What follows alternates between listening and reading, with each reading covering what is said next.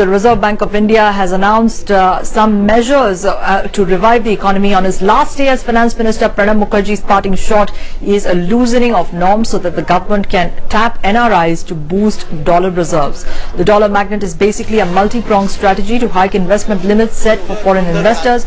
Mukherjee met the RBI governor today, and the new guidelines are likely to be issued shortly. In fact, they have just been issued a short while back.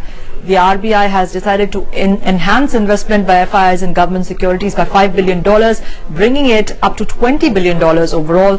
Qualified foreign entities will now be able to invest in mutual funds. Even the terms for FII investment in infrastructure is being rationalized. To make all this possible, the government will be issuing fresh guidelines under FEMA to legalize the new measures. Well, let me go across to Mayur Shekhar Jha, who joins us for more on the story. Mayur, these aren't exactly the big bang reform measures that the markets have been expecting. In fact, it's very unlikely that these measures alone will also stem the slide in the rupee. Absolutely. These are, in fact, what analysts are saying is that these measures are at best too little, too late in the day. But the ray of hope that these measures have given way to is that this could just be the beginning of a slew of aggressive reforms that can now be undertaken post the presidential election. What, however, needs to be seen is whether the government comes forward and addresses with finality the contentious issues such as FDI and retail. But nonetheless, this is what even the government sources are saying, just a humble beginning, and this is just some kind of mood booster kind of a thing. In fact, the immediate attempt is to tap the NRI wealth and to get the NRIs to come back and invest in the Indian capital markets, because the constant slide of rupee has happened on account of the fact that dollar investments in the Indian capital markets has virtually been zero ever since the budget speech was read out by the finance minister. There's not been a single dollar of FII investment to the Indian capital market. So the government was bound to come up with some aggressive solutions to incentivize the dollar investments into the Indian capital market. So though directly into the capital markets, there's nothing that paves way for direct investments into the capital markets. Right. But nonetheless, through the investments in corporate and government bonds, we can at least get some dollar inflow coming back into the country, which can, in the mid to long run, provide some kind of a cushion to the economy. Mayur, just hold your thoughts there. Let's listen in to what the Planning Commission's Montek Singh Ahluwalia had to say on these measures. I've not actually followed exactly what the market has done. I've seen what they're basically encouraging a larger flow of resources, and I think that's certainly a step in the right direction. I wouldn't judge the measures by what the market does on any one day. I mean, I think Prime Minister has also said that, we're going to do a number of things, and I think this is a very unsettled time. So I would hope that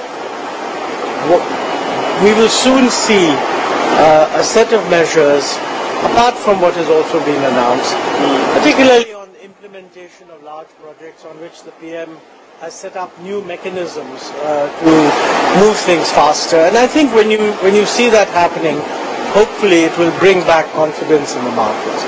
I have to say, this is a very difficult time for the whole global economy, and when you're talking about external capital flows, they're very uncertain right now. So I would not conclude anything from the reaction on the same day.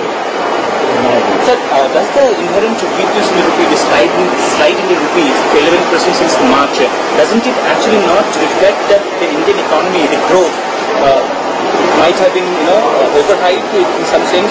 No. Let me say that I think, in my view, it's true that the rupee has depreciated a lot. This has been a year in which currencies everywhere have been highly unstable. But I think the underlying strengths of the Indian economy are more than what the rupee movement suggests. Now, market movements do not necessarily always reflect what is a long-term position. So markets move up, markets move down. We're really focusing on the economy. And I'm pretty sure that people will soon perceive that the basic strengths of the Indian economy are still there. And I think when that is perceived, market signals will also change. So you are hopeful that foreign investors will come back to India and pump in? Oh, absolutely. There's no question about it. I mean, look, I think this is, the government has made it very plain that the policies it wants to follow are going to be very pro-FDI, pro-FII. And I think the economy right now looks a bit weak. And I think lots of steps are being taken by the government to correct that weakness. And those are important.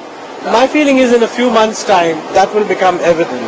And when I think people are reassured that the fundamentals are on the move, these other problems will not be so important. Last year, sir, do we expect any decision or announcements on measures like FII? Because that is not a very, Well, I'm not in a position to comment on decisions that would be taken by other ministries.